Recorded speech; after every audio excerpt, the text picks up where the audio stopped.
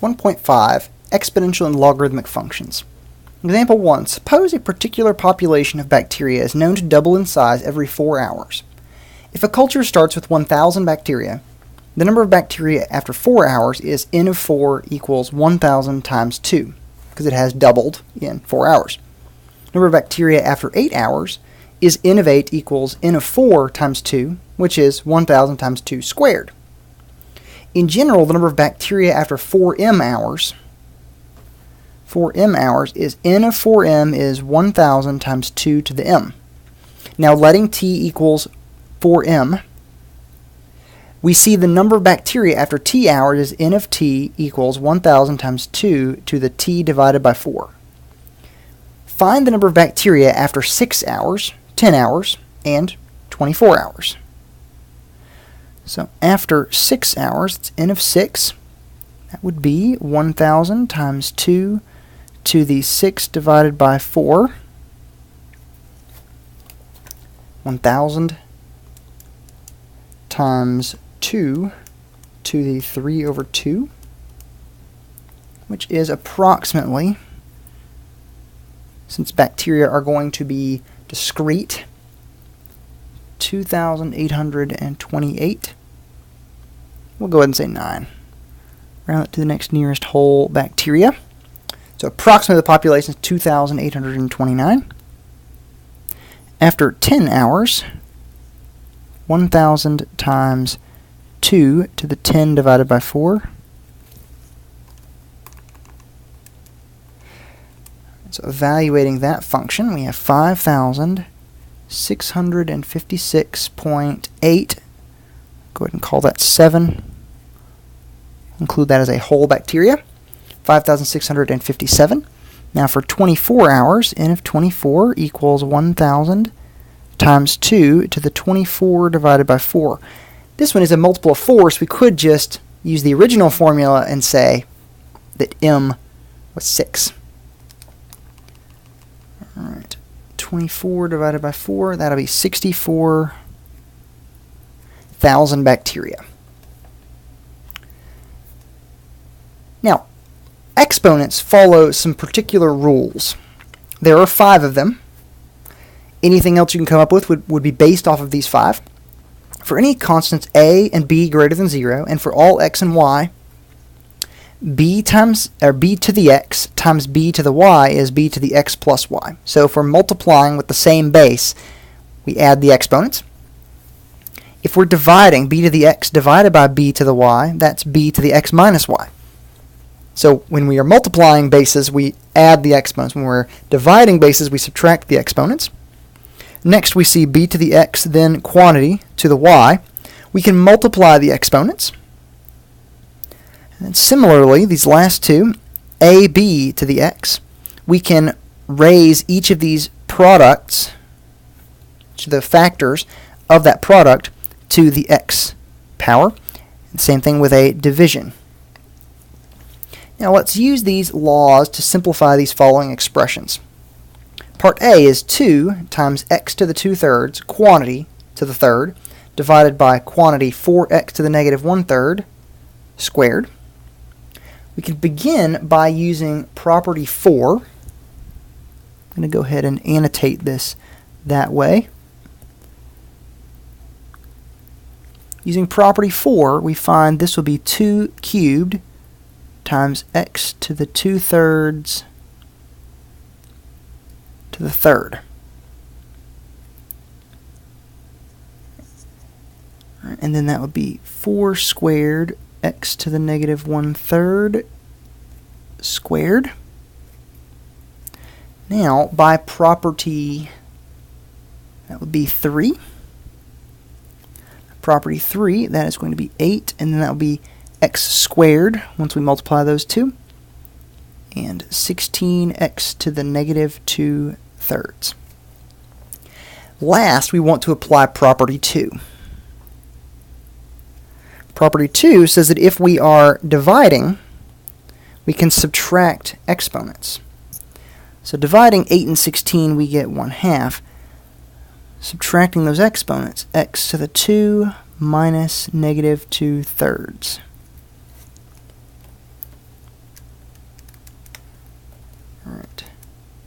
That'll be 8/3. So this is 1/2 x to the 8/3.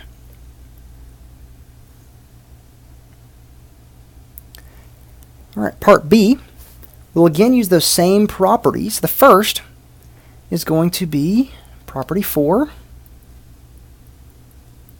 We will raise everything to the second power. Now, I'm going to actually use 4 and 3 together. Let's just say 4 and 3, so that this will be x to the 6, y to the -2. We're going to go multiply those. In the denominator, x to the -2, y to the -4.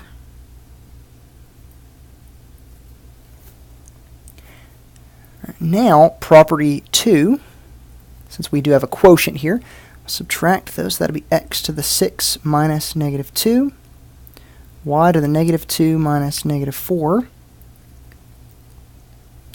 which will be a positive 8. So we have x to the 8, and that is positive 2, so y squared.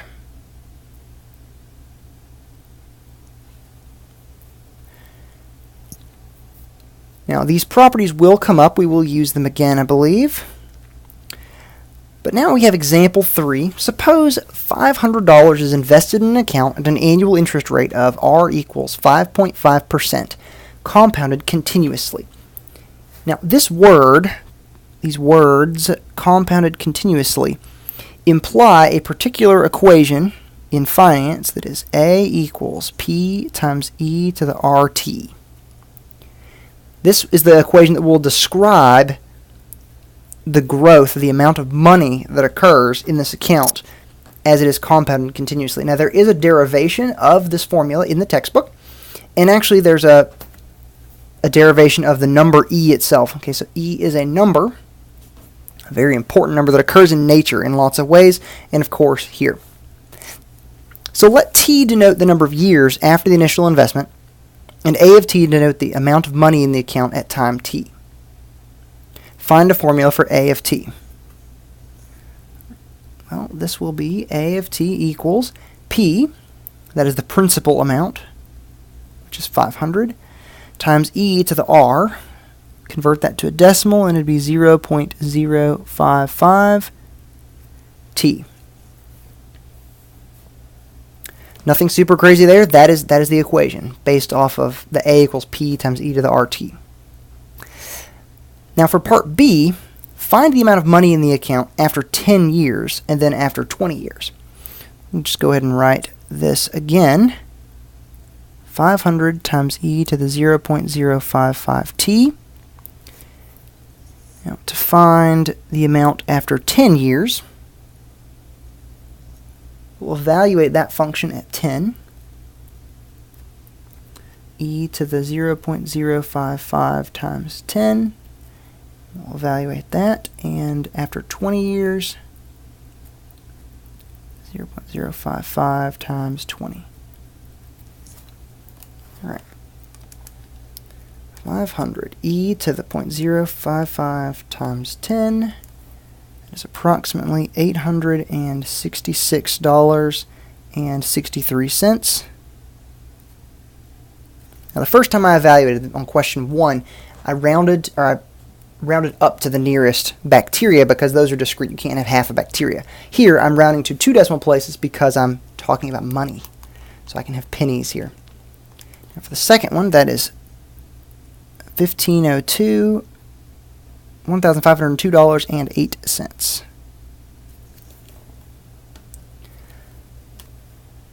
Now that we've discussed properties of exponential functions, we want to consider the inverse of the exponential function, which is the logarithmic property, or the logarithmic function. It has an essential property of log base b of x equals y, if and only if b to the y equals x. The first is called the logarithmic form. The second is the exponential form. We can use this to convert from one to the other. If we know things about exponentials, we can convert it to an exponential and use some properties there, or we can convert an exponential function or an equation into a logarithmic form and work there as well. Now there are 3 rules or properties of logarithms. These are very similar to exponent properties because they're related. So the first is the product property. What happens is if you have a product in a logarithm as an argument, that can be written as the sum of the logarithms. The quotient property, which takes a quotient and you can write it as the difference of the logarithms. And then the power property, which is my personal favorite, can take exponents and actually write them as just a product, as a coefficient.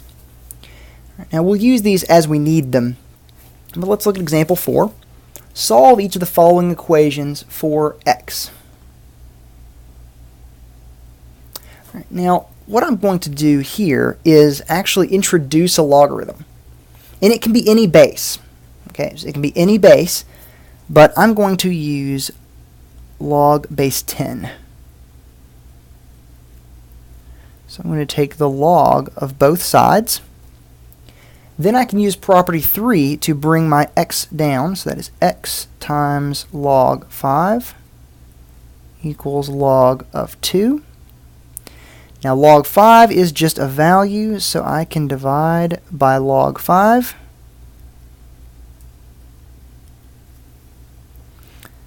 Which makes x equal to log base 2 divided by log, or not base, log base 10 of 2 divided by log base 10 of 5. Now since I could have used any base logarithm, I could have done log base 5 actually. That would have been very helpful, as we'll see later. Or I could have done natural log. So this is actually equal to natural log of 2 divided by natural log of 5. Both of those are equal, so any of those would work. All right, part B, e to the x plus 6e to the negative x equals 5. What I'm going to do is actually multiply both sides by e to the x. What that will do is that will give me an e to the 2x, because I'm adding the exponents there, plus 6, that will cancel, equals 5e to the x. Moving all this on one side, you may not see where I'm going, but hopefully it'll be pretty clear in a second. E to the 2x minus 5e to the x plus 6 equals 0. I can actually write this as e to the x squared minus 5e to the x plus 6. And I can factor this, actually. E to the x, e to the x. That'll be a 3 and a 2, both minus. Since that equals 0, this indicates that e to the x minus 2 equals 0, or e to the x minus 3 equals 0, which means e to the x equals 2, or e to the x equals 3. Taking the natural log, which will be very helpful here with a base of e, x is equal to natural log of 2, or x is equal to natural log 3.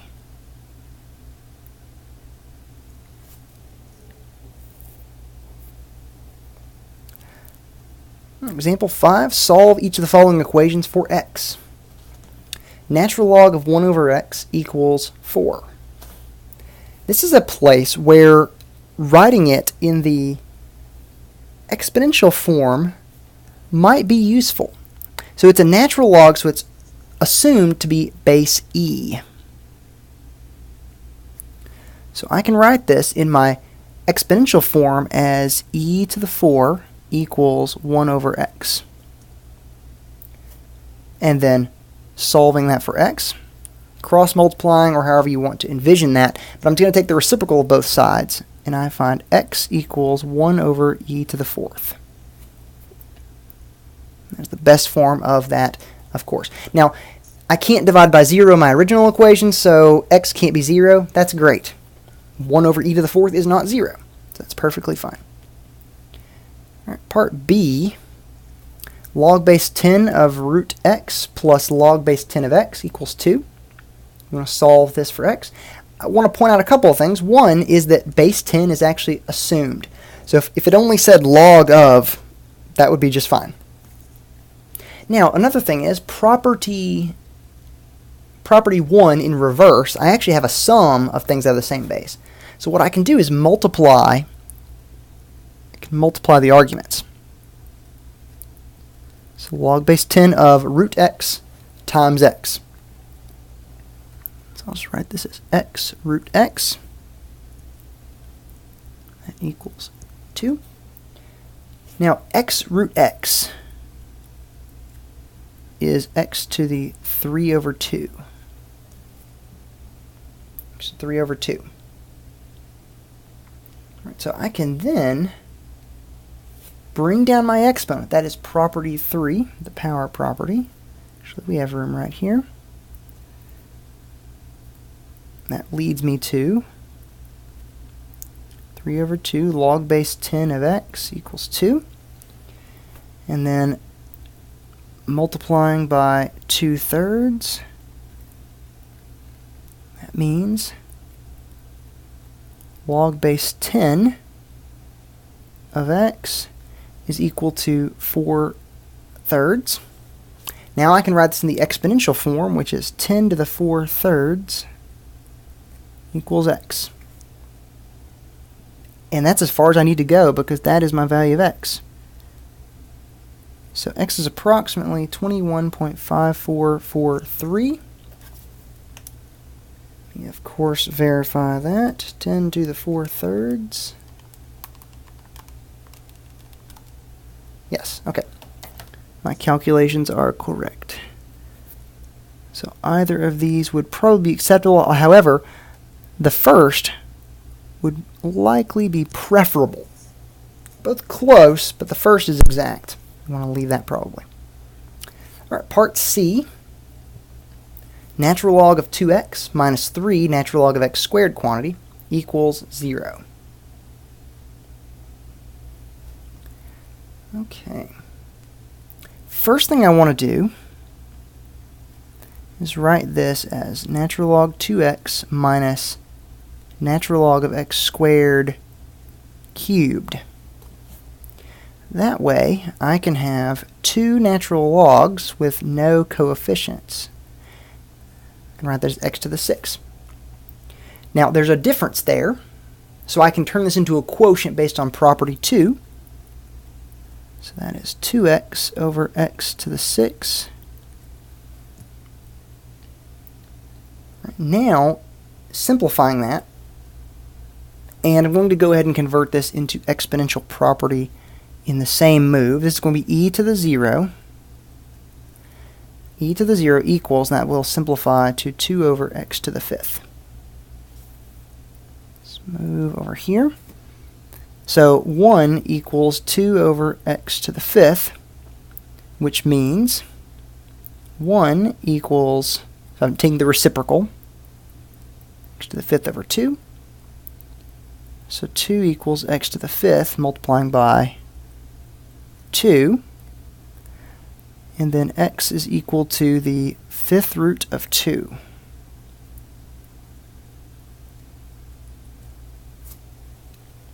X is equal to the 5th root of 2.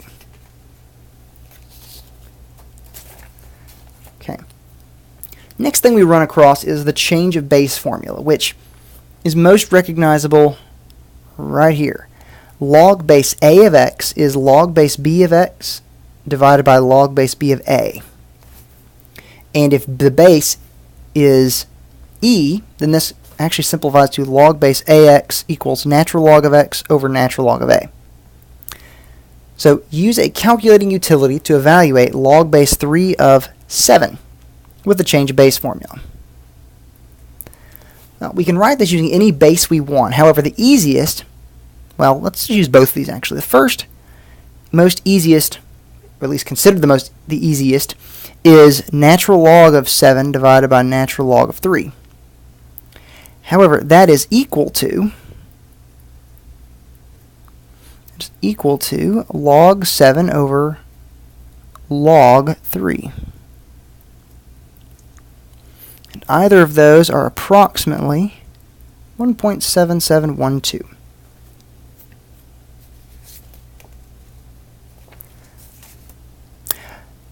Next question. Comparing the relative strength of two earthquakes requires the use of the Richter scale, which is a base 10 logarithmic scale described by the following. Consider one earthquake with a magnitude R1 on the Richter scale and a second earthquake with a magnitude R2 on the Richter scale. Suppose that R1 is greater than R2, which means the magnitude of the first is stronger. We can then measure the amplitude of the earthquake waves. If A1 is the amplitude measured for the first and A2 is the amplitude measured for the second, then the amplitudes and magnitudes satisfy this equation. R1 minus R2 equals log base 10 of A1 divided by A2. Now we want to use that equation to compare the relative severity of the magnitude 9 earthquake in Japan in 2011 with the magnitude 7.3 earthquake in Haiti in 2010. Right, so we have R1 minus R2 equals log base 10 A1 over A2. We know our two Richter scale values. So in this case, the first is Japan, so it would be R1 minus R2 equals log base 10 A1 over A2. So that would be 9 minus 7.3 equals log base 10, and we don't know the amplitude values. But we do know this left-hand side is 1.7, log base 10 of A1 over A2. Converting this to exponential form, that is 10 to the 1.7 is A1 over A2. That is approximately 50.119,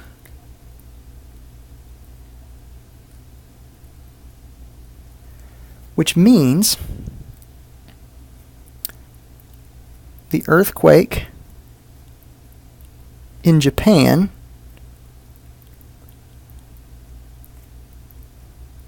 is approximately, or was approximately,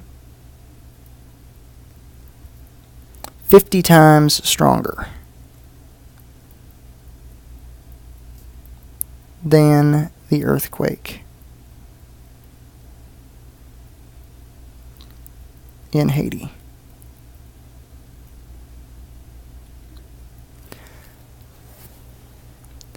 That's crazy considering the severity. The difference between those two is only 1.7, but because it's a logarithmic scale, that changes the perspective a lot.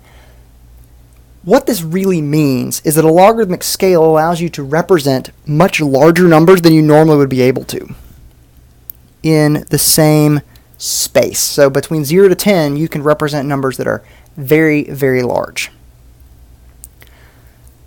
The next direction we go is hyperbolic trigonometric functions. There are these 6 functions. Okay, they're all defined in terms of the cosh and sinh functions. But cosh x is e to the x plus e to the negative x, all divided by 2, and sinh x equals e to the x minus e to the negative x over 2. Now, if you notice, they are called trigonometric functions, but they are all in terms of exponential functions. That is not an accident or a mistake or whatever you want to call it. In fact, the exponential function e to the x is related in a very, very close way to the trigonometric functions. Go far enough in math, you will definitely see that in a class. Now, the derivation of these functions, as well as the origin of their title, can be found in the textbook. And these functions all have identities that are analogous to the standard trig functions. I'm not going to read through these all one at a time, but cosh of negative x equals cosh of x.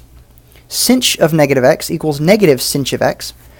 Cosh x plus sinh x equals e to the x. Cosh x minus sinh x equals e to the negative x.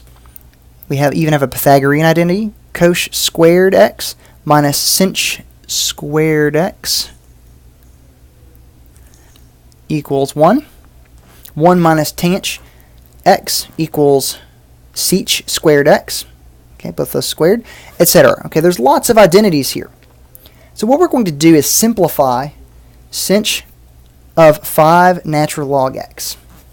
We're just going to use the definition. Okay, so You may not remember this because you just saw it. So I'm going to rewrite it. Sinh x equals e to the x minus e to the negative x over 2. So sinh of 5 ln x is going to be e to the 5 ln x minus e to the negative 5 ln x, all divided by 2. Now we can rewrite these because the first is e to the natural log of x to the 5th minus, same thing there, e to the natural log x to the negative 5 divided by 2. E to the natural log is 1, so that is x to the 5th minus x to the negative 5th over 2. And that is a good way to leave that. So that is our final answer, simplifying that.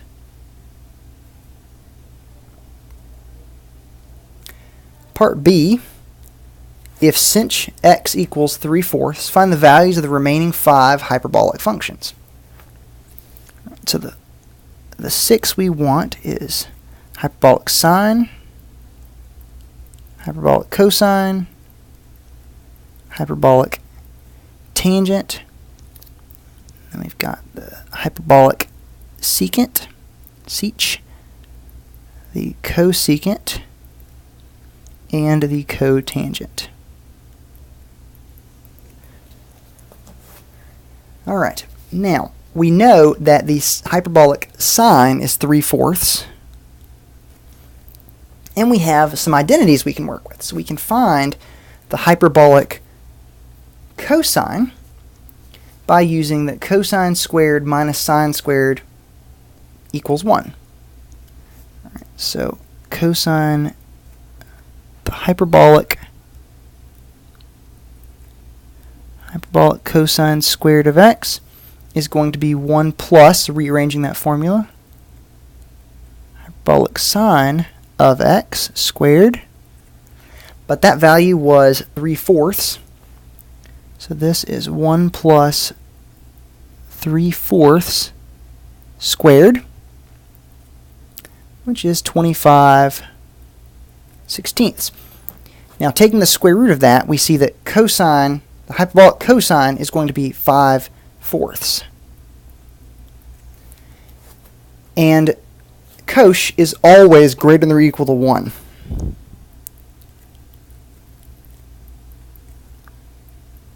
For all x. So, in this particular function, for this particular setup, cosh 8x equals positive 5/4. Now, tanh is the quotient of those two, so that would be 3/4 divided by 5/4, that would be 3/5. Sech is the reciprocal of cosh, so that would be 5/4. Cosech is the reciprocal of sine of sinh, so 4/3. And cotang is the reciprocal of tang, so that will be 5/3.